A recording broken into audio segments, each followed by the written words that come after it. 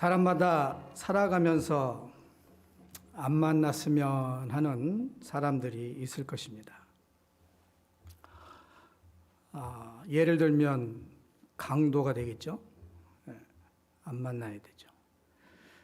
교도관, 만나면 안 됩니다. 경찰관은 어떨까요? 뒤에 경찰관이 차가 이렇게 딱 붙어 있으면 가슴이 두근두근거리죠. 내가 뭐 잘못했나 혹시. 이렇게 사람마다 안 만나면 좋을 사람들이 있는데 그 중에 또 예를 들면 지금 남편? 지금 아내? 그냥 웃자고 하는 이야기입니다. 우리 모두에게 공통적으로 안 만나면 좋을 사람이 있습니다. 누굴까요? 바로 장의사입니다. 요즘은 장의사라고 하지 않고 장례 지도사라고 하더라고요. 자, 이 장의사, 장례 지도사, 이분들이 하는 일이 무엇일까요? 타인의 생을 마감하는 그 끝에 서서 이 아름다운 배웅을 준비하는 그런 일을 하는 사람들이다라고 생각하면 될 것 같습니다. 성경에서는 하나님께서 이렇게 말씀하시네요. 히브리서 9장 27절 우리 함께 읽겠습니다.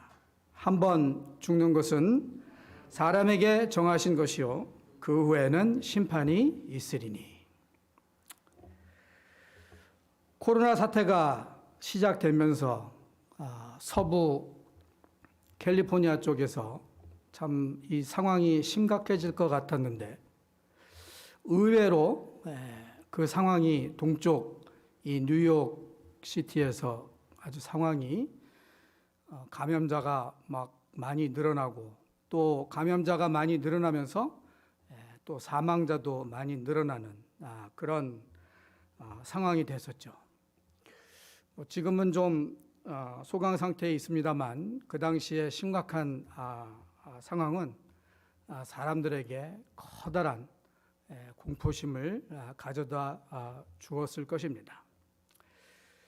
그 중에 그 당시에 심각한 상황을 한번 되새겨 보면 사진이 몇 장 있는데 첫 번째 사진은 한 곳에 이 관들을 이렇게 한 곳에 이렇게 모아서 묻는 그런 사진이고요. 그 다음 사진은 얼마나 사상자가 많이 생기는지 처리할 수 있는 능력이 없다 보니까 저렇게 트레일러인데 트레일러가 이 냉동이 되는 트레일러입니다. 그래서 사망자가 생기면 우선 저 냉동이 되는 트레일러에다가 싣는, 그래서 그 다음 사진에 보면 저렇게 시신을 트레일러 안에 들여놓게 되고 또 그 당시에 얼만큼 사망자가 많이 생겼으면 저렇게 많은 트레일러들을 한 주차장에 저렇게 세워놨을까. 지금도 저 사진들을 보면 참 그때 상황이 얼마나 심각했는지를 다시 한번 생각해 합니다. 자, 코로나로 인해서 목숨을 잃은 분들에 비하면 우리는 지금 어떤가요? 운이 좋은 건가요? 세상 사람들은 아마 그렇게 이야기할 수도 있을 것 같습니다. 아직까지는 운이 좋은 것 같다. 근데 하나님의 사람들은 우리가 그걸 운이라고 생각하지 않습니다. 뭐라고 이야기할까요? 하나님께서 지켜주셨어, 보호해 주셨어. 하나님의 은혜야. 그죠? 근데 이것이 조금 더 좀 한 걸음 더 나아가면 이렇게 생각하는 사람들도 있을 것입니다. 하나님이 나를 정말 특별히 사랑하시나 보다. 나를 특별히 지켜주시네. 자, 코로나로 인해서 목숨을 잃은 많은 사람들 가운데는 분명히 하나님을 믿고 구원을 받은 사람들도 있을 것입니다. 그러면 그 사람들은 하나님께서 지켜주시지 않으신 건가요? 한 교회 성도들의 사진을 그 의자에 이렇게 걸어놨습니다. 자, 저렇게 사람들이 목숨을 잃었다면 저 교회는 하나님이 지켜주시지 않은 교회인가요? 참 요즘 시기가 참 신앙으로서 많이 혼돈을 가져다 줄 수 있는 시기입니다.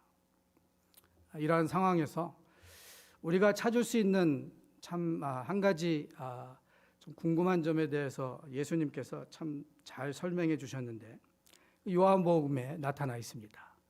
한 맹인이 날 때부터 맹인이 돼서 살아가고 있는데 예수님과 제자들이 그 맹인을 보고 지나가다가 제자들이 아주 중요한 질문을 합니다.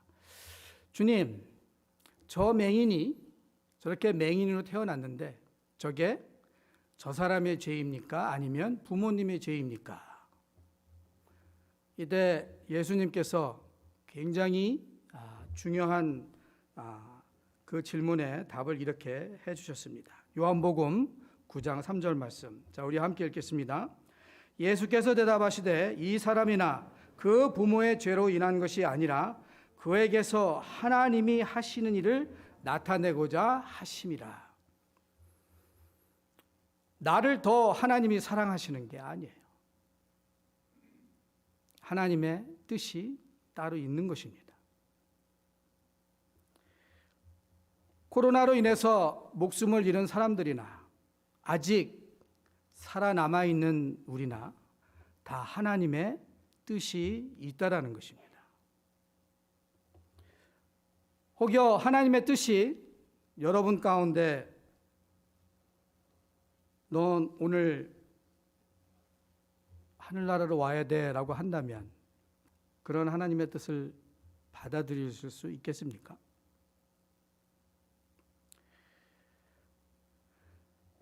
사람들은 대부분 죽음을 두려워합니다.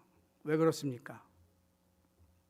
대체적으로 보면 죽은 다음에 그 다음이 뭔가 없는 거예요. 그래서 죽음에 대해서 회피를 하거나 외면하려고 합니다. 여러분 가운데 지금 혹시 죽음의 두려움 가운데 있으신 분이 계시나 모르겠네요. 자, 그렇다면 우리는 오늘 하나님의 음성을 꼭 들어야 합니다. 두려움이 없더라도 우리가 꼭 들을 말씀이 있어요. 바로 니고데모가 예수님으로부터 들은 하나님의 음성입니다. 우리 요한복음 3장 3절 말씀 우리 함께 읽겠습니다. 예수께서 대답하여 이르시되 진실로 진실로 내게 이르노니 사람이 거듭나지 아니하면 하나님의 나라를 볼 수 없느니라. 또 요한복음 3장 5절을 보시면 예수께서 대답하시되 진실로 진실로 내게 이르노니 사람이 물과 성령으로 나지 아니하면 하나님의 나라에 들어갈 수 없느니라.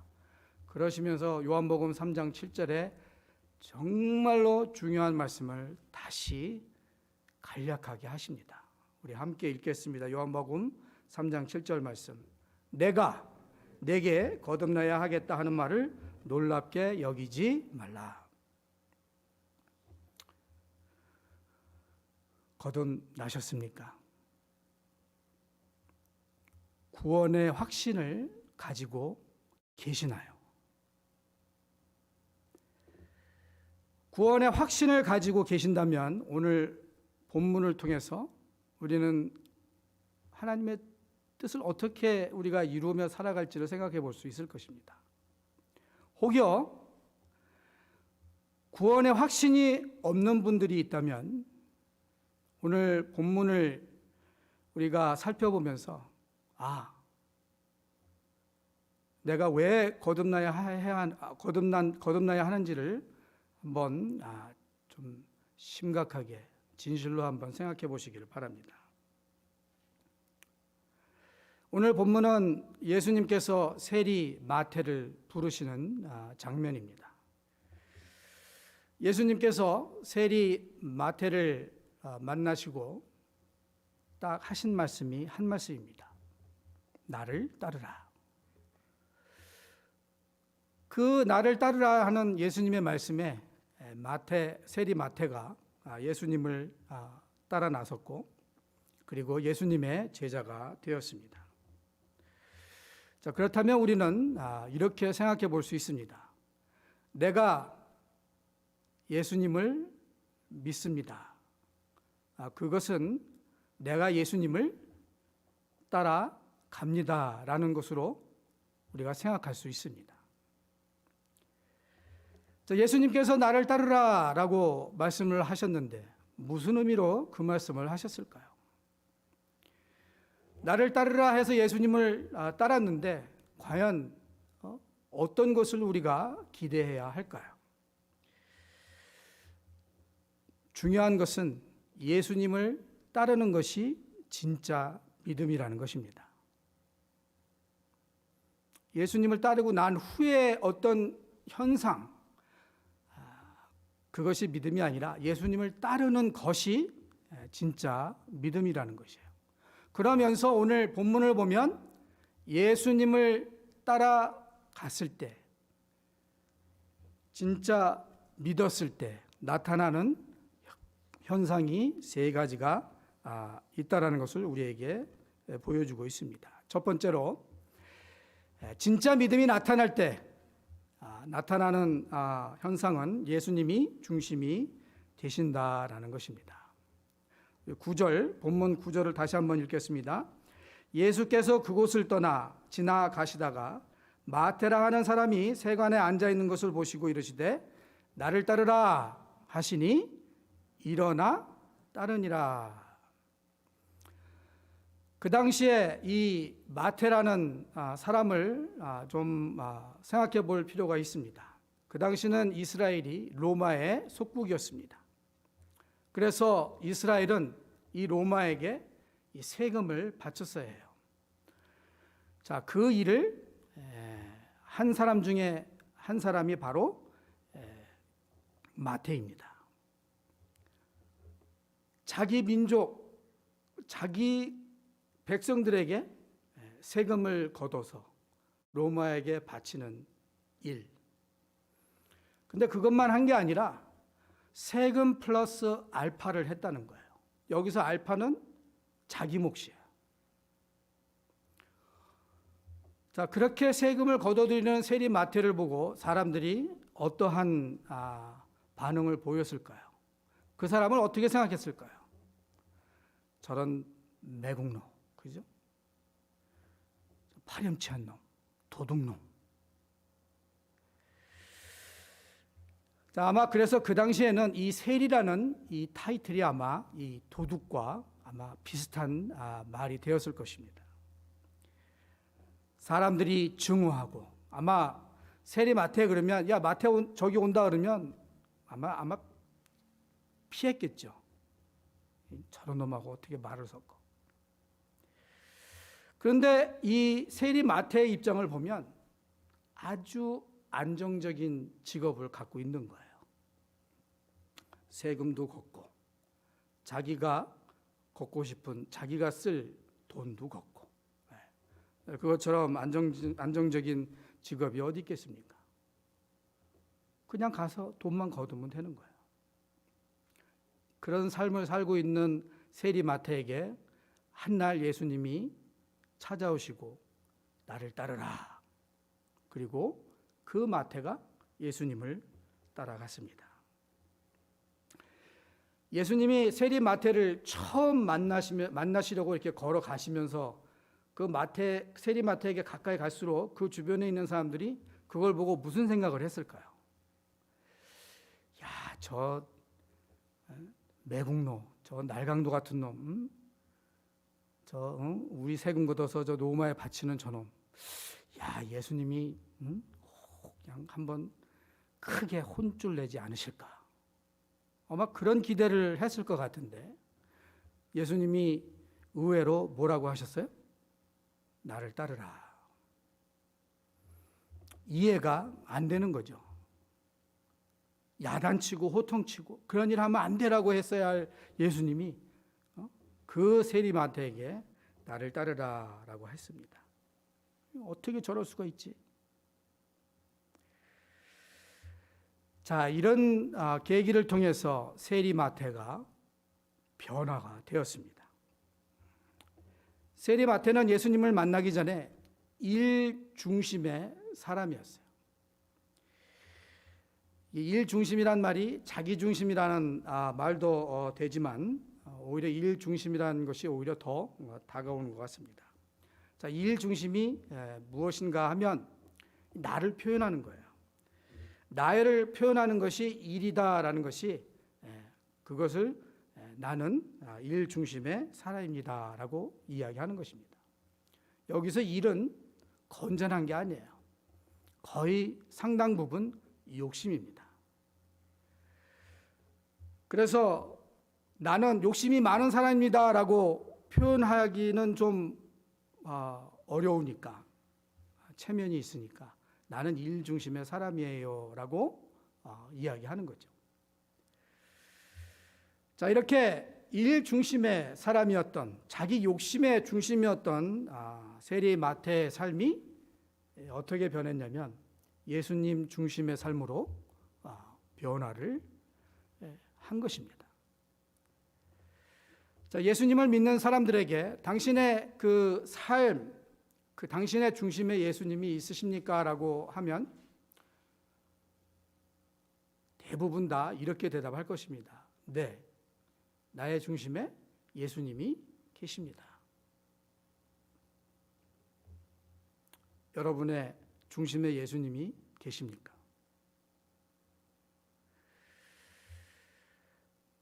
자, 그 마음의 중심을 알 수 있는 길이 없어요. 자, 그러면 이 마음의 중심에 무엇이 있는지를 어떻게 알 수 있을까요? 예를 들어서 치약을 짜면 뭐가 나오는 것을 기대합니까? 치약이 나오는 거죠. 근데 우리는 마음을 쥐어 짤 수는 없어요. 자, 그러면 마음의 중심에 무엇이 있는지를 우리가 어떻게 알 수 있을까? 바로 뜨거운 맛을 보면 그 사람의 중심에 무엇이 있는지 드러나게 되어 있습니다. 티백이 있죠. 티백을 보면 무슨 차라고 써 있는데 지금 보시는 이 티백은 뭐라고 써 있는 게 없어요. 그럼 이게 무슨 티인가? 그럼 이게 무슨 티일까라고 알려면 어떻게 해야 되죠? 네? 뜨거운 물에 담궈야죠. 그리고 난 다음에 우리가 알 수 있죠. 이게 인삼차라든지 생강차라든지.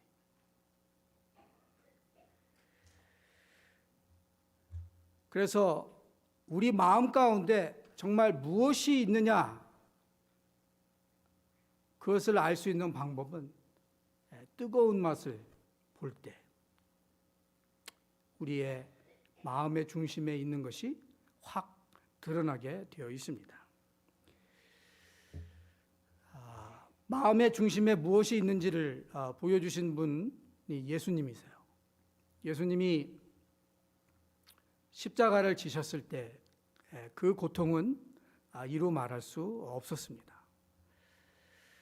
그때 당시에 이 십자가형으로 이 사형당하는 사람들의 어떤 그 남은 기록들을 보면 그 근처에 보통 사람들은 갈 수 없다라는 거예요. 왜냐하면 그 십자가로 죽는 그 고통이 워낙 얼마나 힘든지, 자기가 할 수 있는 저주와 입에 담을 수 없는 욕과 이 모든 이것들이 얼마나 입으로 나오는지 지나가면서 이투를 수 없다라는 거예요. 그 정도였다는 거예요. 그런 고통 가운데 계셨던 예수님께서 그 십자가를 지시면서 그 고통 가운데 있으시면서 예수님 마음 한가운데 중심에 무엇이 있는지를 우리들에게 보여주셨습니다. 그 십자가를 지셨을 때 예수님의 중심에는 무엇이 있었을까? 우리 누가복음 23장 34절을 함께 읽겠습니다. 이에 예수께서 가라사대 아버지여 저희를 사하여 주옵소서 자기의 하는 것을 알지 못함이니이다 하리라.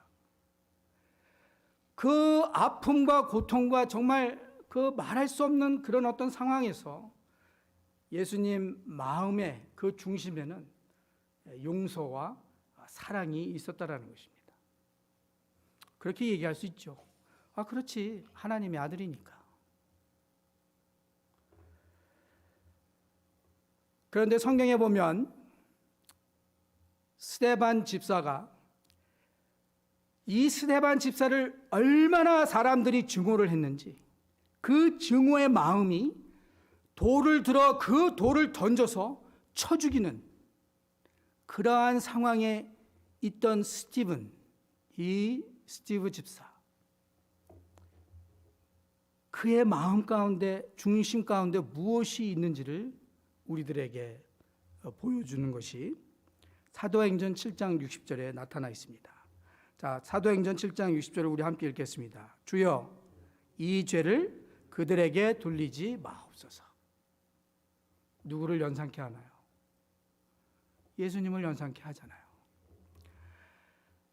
스데반 집사 돌로 맞아 죽어가는 그 아픔과 고통의 그 순간에 그의 마음 가운데는 저주와 이런 것이 없고 사랑과 용서가 있었다라는 것입니다. 이것이 바로 속에 있는 것이 진짜라는 것을 보여주는 것이죠. 바로 예수님이 중심이 될 때 우리 인생의 질서가 잡히게 되어 있습니다. 이 태양계에 보면 우리가 잘 알고 있듯이 태양을 중심으로 우리 지구가 돌잖아요. 어떻게 돌죠? 일정하게. 이런 질서를 깨트리기 위해서 이 마귀가 하는 짓이 뭐냐면 예수님 중심에서 일 중심으로 자꾸 몰아가요. 자, 일 중심이 되면 우리의 삶이 어떻게 될까요? 흐트러지게 되어 있습니다. 자, 일 중심이 심해지면 뭐라고 표현하죠? 일 중독, 워커홀릭. 자, 일 중독, 이게 나쁜 것일까요? 좋은 것일까요? 일 중독 상태면 이게 무너지는 것입니다. 일 중독 상태는 정말 열심히 일을 해요. 그런데 그 정말 열심히 일을 하는데 그 인생은 무너지고 있어요. 즉 예수님 중심이 아닌 다른 것의 중심이 된다면 그 삶은 결국 무너지게 돼 있다라는 것입니다. 세리 마태도 예수님을 만나기 전에 정말 열심히 일했어요. 어떻게 일했어요? 나쁜 짓 하면서. 나쁜 짓도 해야 돈이 생기잖아요. 사람들 찾아가서 돈 없다고 하면 그 돈 세금 걷기 위해서 얼마나 그냥 욕설을 퍼대고 하여튼 얼마나 못되게 굴었을까요? 그런데 그렇게 열심히 일했는데 그 마태의 삶은 결국 균형이 깨지고 무너지게 되어 있었어요. 아마 그것을 예수님이 보셨던 것 같아요. 그리고 예수님이 그를 만나자마자 전후 좌우 할 거 없이 딱 한마디만 하시는 거예요. 나를 따르라. 바로 우리의 이야기입니다. 여러분들 열심히 일하시죠. 열심히 노력하시잖아요. 열심히 하면 할수록 뭔가가 되어야 하는데 참 이게 노력의 대가가 이게 마음대로 안 되고 무너지고 깨지고. 그래서 우리가 예수님을 따라야 한다는 그것을 다시 한번 좀 진심으로 생각해 볼 필요가 있습니다. 예수님을 따라야 우리의 삶에 질서가 있고, 예수님을 따라야 우리가 하는 일들이 그래도 쉽게 풀릴 수 있어요. 이 운동선수들이 경험하는 것이 있습니다. 이 인더존이라는 그 좀 어떤 특별한 그 상태를 경험하는 건데, 이 한국의 올림픽 종목 중에 효자 종목이 뭐죠? 양궁이죠. 양궁은 뭡니까? 화살을 쏴서 제일 정가운데를 맞춰야 돼요. 그러면 10점을 받잖아요. 근데 그 정가운데 맞추기가 쉽습니까? 쉽지 않아요.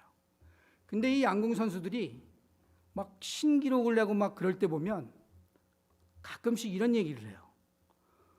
그 볼스아이, 조그마한 그 구멍이 아주 크게 보인다라는 거예요. 자, 이게 바로 그 양궁 선수가 경험하는 in the zone이라는 거예요. 그 버저 비터라는 그 표현도 있죠. 그 보통 그 특별히 농구 시합에서 뭐 1초 남겨놓고 2점, 3점으로 지고 있어요. 2점을 넣으면 동점이고 3점을 넣으면 이기는데 1초 남겨놓고 이길 수 있을까 없을까? 그러다가 가끔씩 보면 정말 뜻하지 않게 선수가 먼 거리에서 슛을 했는데 들어가는 거예요. 미친 거죠, 완전히. 그때 농구 선수가 경험하는 것이 바로 그거는 거예요. 인더존. 그 림이 아주 커다랗게 보이는 거예요. 그리고 슛을 한다는 거죠. 그게 들어가는 거예요.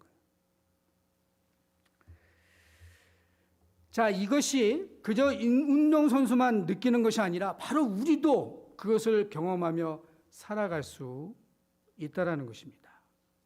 바로 예수님이 저와 여러분의 삶의 중심이 되면 우리도 그와 같은 것을 경험할 수 있다는 것이에요.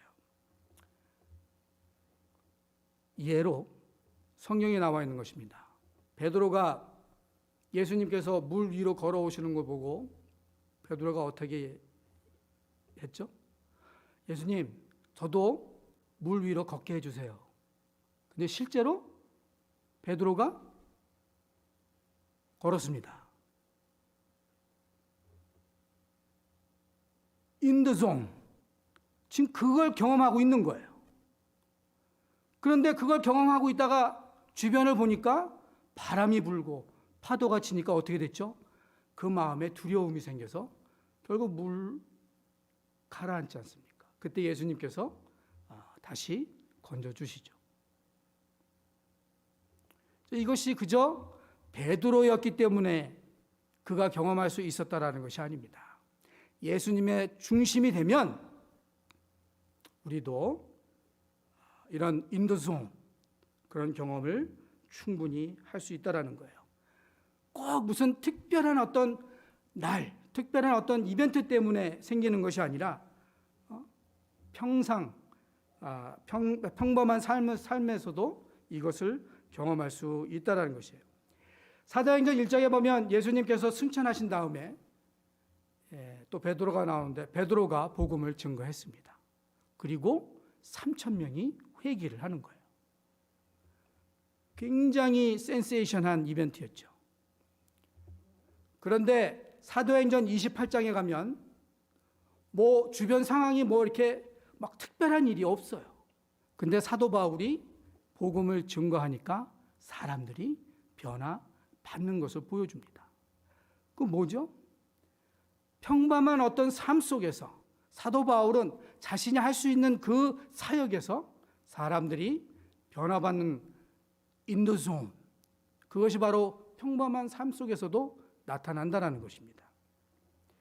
자, 일상을 통해서도 하나님의 능력이 나타나는, 드러나는 인생을 살 수 있다는 것. 그것은 바로 예수님을 따를 때, 그리고 예수님이 나의 삶의 중심이 될 때 그런 것을 우리가 경험하며 살아갈 수 있다는 것. 저와 여러분이 그러한 삶을 평범한 가운데서도 경험하며 살아가기를 축원합니다. 두 번째로 진짜 믿음이 나타날 때 나타나는 현상은 뭐냐면 예수님 안에서 기쁨을 누린다는 것입니다. 자, 10절을 우리 한번 보겠습니다. 예수께서 마태의 집에서 앉아 음식을 잡수실 때에 많은 세리와 죄인들이 와서 예수와 그의 제자들과 함께 앉았더니. 자, 이 상황을 한번 상상해 보십시오. 분위기가 어떤 분위기였을까요? 초상집 분위기였을까요? 잔치 분위기였을까요? 분명히 잔치 분위기였을 것입니다. 왜 그랬을까요? 마태가 예수님을 자기 집으로 초청을 했는데 예수님이 그 초청을 받아들이셨어요. 그리고 함께 있잖아요. 내 초대를 주셨으니 얼마나 기뻤을까요? 지금 상황이 어렵거나 뭐 조건이 문제가 안 되고 지금 뭐 밖이 어떤 상황이라도 지금 내 집 안에 지금 그 초대를 받아주신 그 예수님이 앉아와 계시면 그것이 제일 기쁜 일이죠. 하늘에 소망을 두고 살아가시는 성도님들 가운데 아마 제일 좋아하시는 그 찬송가 중에 이런 찬양 가사가 있죠. 내 주 예수 모신 곳이 그 어디나 하늘나라. 그렇죠? 주 예수와 동행하니 그 어디나 하늘나라. 자, 이것이 바로 예수님을 따르는 사람들의 모습인 것입니다. 예수님 때문에 참 기뻐하는 것이에요. 결혼하신 분들 보면 가슴이 두근거렸을 때가 많이 있겠지만 그 중에 프로포즈 했을 때 그 프로포즈를 받아주는 그때 지금은 잊으셨는지 모르겠지만 아마 제일 기쁘셨을 거예요. 자, 나의 마음을 예수님한테 표현을 했어요. 근데 그 예수님께서 그 나의 마음을 받아주시는, 그러니 얼마나 기뻤겠습니까? 예수님을 따른다라는 것은 바로 예수님 때문에 기쁜 일입니다. 다른 조건이 붙을 것이 없어요. 이 세리 마태 이 잔치에 모여 있는 사람들, 예수님과 제자 빼고는 그 나머지 사람들이 누구죠? 세리들과 죄인들이라고 했습니다. 자, 이 사람들한테 어떤 기자가 와서 혹시 당신의 삶 속에 삶 가운데 기쁜 일이 있었던 적이 있으면 한번 얘기해 주십시오라고 하면 아마 이 사람들은 기억조차 안 날 거예요. 왜요? 사람들로부터 증오와 멸시와 학대 그런 것만 받고 살았던 사람들이에요. 그러니 기쁠 일이 어디 있겠습니까? 그런데 지금 이 사람들이 예수님이 계신 곳에 함께 기뻐하는 모습으로 있다라는 것. 그래서 믿음의 공동체는 이것이 중요한 것 같습니다. 웃을 수 없는 사람들이 웃을 수 있는 곳, 희망과 소망을 저버린 사람들이 희망과 소망을 다시 품을 수 있는, 쉴 곳이 없는 곳인데 쉴 곳이 없어서 힘들어했던 삶이 쉼을 얻는, 아마 그러한 믿음의 공동체가 아마 하나님이 바라시는 믿음의 공동체가 아닐까 싶습니다. 예수님을 따른다라는 것 별거 아니에요. 예수님을 초대하고 기뻐하는 것입니다. 왜요? 예수님이 나의 삶을 주관하시는 분이기 때문에 그렇습니다. 많은 목사님들이 이 물컵에 그 물이 반이 차 있는 그것을 설교할 때 많이 인용을 하시죠. 그 보면 컵에 물이 반이 있는데 물이 반밖에 없네. 그러면 뭐죠? 부정적인 태도, 뭐 부정적인 생각. 그래도 물이 반이나 있네. 그러면 뭐죠? 긍정적인 생각을 한다는 거예요. 그래서 가르치는 것이 뭐냐면 성도는 긍정적으로 생각해야 된다. 그것도 맞아요. 중요한 것은 뭐냐면 성도들이 부정적인 생각을 가지고 신앙생활을 하는 사람도 있는가 하면 긍정적인 어떤 태도를 가지고 신앙생활을 하시는 분들도 있다라는 것입니다. 지금 긍정적이다, 부정적이다 그것을 따질 때가 아니에요. 중요한 것은 뭐냐면 저 컵을 주님이 붙들고 계신다라는 것입니다. 그것이 중요한 것이에요. 자, 그래서 나의 삶을 주관하시는 분, 나를 붙들고 계시는 분이 주님이시기 때문에 내가 기뻐하고 그것이 진짜 믿음이라는 것입니다. 인생을 살다 보면 어떻게 만사 형통만 있겠습니까? 힘들고 어려운 일도 많이 생기죠. 하지만 그 가운데서도 흔들리지 않는 주님이 나를 붙들고 계셔. 그 확신만 있다면 우리는 기뻐할 수 있습니다.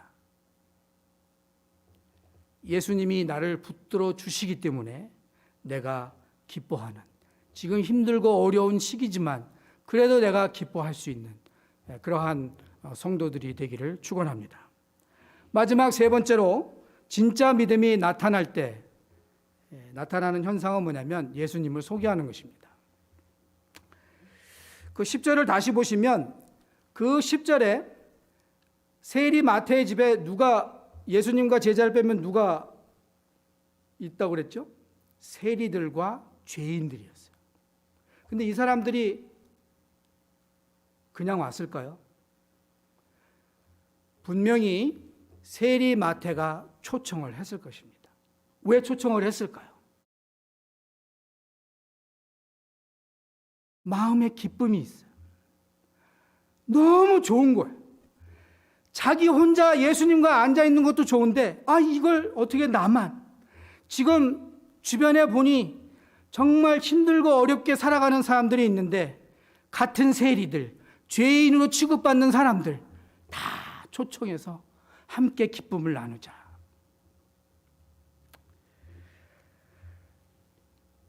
사랑하는 마음을 가지고 아마 이 모든 사람들을 초대한 것 같습니다.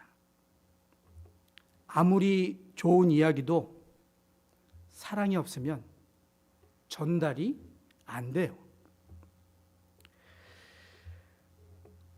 우리가 신앙생활 하면서 이런 얘기 할 때가 있죠. 내가 뭐 틀린 말 했어요? 아니, 맞아요. 옳은 말 하셨어요. 그런데 그 말 할 때 사랑이 없기 때문에 그 말이 전달이 안 되는 거예요. 사랑 없이 하는 이야기 도움이 되지 않는다는 거죠. 참 세리 마태는 자기의 그 기쁨과 또 이 사랑하는 마음으로 다른 세리들과 죄인들을 초청한 것을 보면 참 이것이 우리에게 얼마나 중요한 것인지를 보여주고 있습니다. 또 한 예를 들자면 뉴욕의 브루클린 거기에 브루클린 태버너클이라는 교회가 있습니다. 그 짐 심발라라는 목사님이 개척을 하셔가지고 지금 계속 사역을 하시는데 이 짐 심발라 목사님이 4년 전에 설교를 하시다가 자기가 그 경험한 간증을 이야기한 적이 있어요. 그 이스터 선데이 부활절 예배를 잘 드리고 좀 몸이 좀 피곤해서 이런 데 이렇게 좀 걸터 앉아서 좀 쉬려고 이렇게 앉아 있는데 한 사람이 이렇게 쭉 걸어오더라는 거예요. 근데 가만히 보니까 이게 그 노숙자, 뭐 그 교회는 그 브루클린 쪽에 있으니까 노숙자도 많이 이렇게 방문하는 교회인데 그 노숙자가 이렇게 걸어오니까 뭐 피곤도 하고 뭐 여러 가지 상황에서 딱 손이 자기 바지 주머니로 들어가는 거예요. 그 주머니 속으로. 그러면서 뭘 찾았을까요? 돈을 찾는 거예요. 혹시 돈이 있나? 근데 돈이 몇 푼 있었던 것 같아요. 그래서 그거를 꺼내서 저 사람이 오면 주려고 딱 했는데 그 걸어오던 노숙자가 하는 말이 목사님, 저는 그 돈이 필요한 게 아니라 예수님이 필요해요 라는 이야기를 하는 것이었어요. 그때 심신발라 목사님이 꽝 하고 한 대 얻어맞았다는 그 간증을 했습니다. 선입견. 노숙자? 돈 좀 주고 전도하면 되는 거. 근데 이 데이빗, 그거 다시 보여주세요. 자, 이 사람이 그 사람이에요. 데이빗 러핀이라는 이 사람이 바로 그 노숙자였던 거예요. 그 나중에 이 짐슨 발라 목사님이 이분과 이제 선교 공부도 하고, 근데 이분이 좀 은사를 갖고 있어요. 이게 이 사람이 이렇게 간증을 하게 했는데 사람들에게 들리는 간증을 하더라는 거예요. 그래서 신학교 가는 것을 이렇게 좀 권했고, 신학교도 가고, 지금은 이 뉴저지의 한 교회에 이제 목사님으로 지금 활동하고 계시는데, 이 짐슨 발라 목사님이 이 사람을 만난 후에 간증을 이렇게 이야기합니다. 하나님이 저 사람을 나에게 그때 보내준 그 이유는 뭐였냐면, 돈으로 저 사람을 전도하는 게 아니라 저 사람을 사랑하라, 품어라, 그것을 나에게 말씀하신 것이다. 그래서 저 사람을 사랑으로 대하고, 지금은 이제 목회자가 됐지만, 짐슨 발라 목사님이 하는 이야기가 이거예요. 내가 저 사람을 사랑함으로써 저 사람도 변했지만 더 중요한 것은 내가 변했다라는 것이에요. 자신이 변했다라는 겁니다. 전도하는 어떤 그런 그 방법을 자기가 좀 많이 깨우쳤다. 즉 사랑 없이 전도했었던 자신의 모습이 깨어졌더라라는 것입니다. 우리는 사랑으로 해결해야 할 문제를 다른 것으로 해결할 때가 많습니다. 그 중에 하나가 물질일 때가 많죠. 물질로 도와주면 될. 자, 복음의 능력을 알아가면 알아갈수록 우리 안에 자라야 할 것이 뭐냐면 바로 사랑하는 것입니다. 짐슨 발라 목사님처럼 누군가를 보듬어 안고 사랑하는 그런 것이 바로 우리가 우리 안에서 변화된다는 것이죠. 예수님을 따르면 너무너무 좋기 때문에 예수님 복음을 증거하지 않을 수 없어요. 릭 워런 목사님이 이런 이야기를 한 적이 있습니다. 교회 크기는 사람들이 앉을 수 있는 의자 숫자가 아니라 보내는 숫자다. 자, 여기서 이 릭 워런 목사님이 하시는 말의 포인트는 뭐냐면, 파나마나 인도나 중국이나 어떤 다른 나라의 선교사를 보내는 그 숫자를 얘기하는 게 아니에요. 지금 앉아 계신 여러분들을 이야기하는 것입니다. 우리가 예수님을 증거해야 된다는 거예요. 예수님을 소개해야 한다는 것입니다. 700년 전이죠. 유럽의 흑사병으로 이 유럽의 인구의 절반이 사망했습니다. 그 당시 이 흑사병으로 사람들이 죽어가는 상황에서 이 살아남은 이 중세 교인들, 중세인들은 그들의 신앙이 흔들려 버렸어요. 왜 흔들렸을까요? 신앙으로 지켜나가려고 했는데 사람들이 계속 죽어나가는 거예요. 지금 환경이 그렇습니다. 그러다 보니까 이 중세인들의 신앙이 하나님을 붙들고 하나님께 의지하는 어떤 그런 신앙이 아니라 점점 의술, 과학 이런 쪽으로 변해가는 거예요. 즉 그 당시 흑사병 때문에 중세 그 당시에 살았던 성도들 신앙이 환경 때문에 변질되어 갔습니다. 지금 시기가 아마 그때하고 조금 비슷하지 않을까라는 개인적인 생각이에요. 이럴 때 우리가 들어야 할 하나님의 음성이 무엇일까?